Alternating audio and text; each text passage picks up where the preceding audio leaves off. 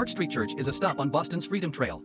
The founding of the church is dated to 1804 when the Religious Improvement Society began weekly meetings with lectures and prayer. The society organized the church on February 27, 1809.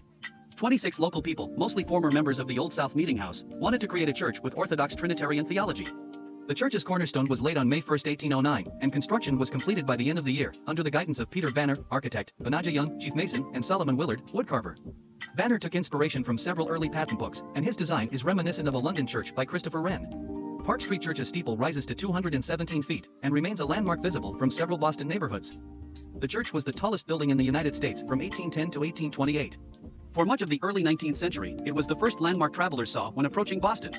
The church is next to the historic Granary Burying Ground and was site of Granary Building, for which the burial grounds was named. The first worship service was held on January 10, 1810. The church became known as Brimstone Corner, in part because of the fervent missionary character of its preaching, and in part because of the storage of gunpowder during the War of 1812.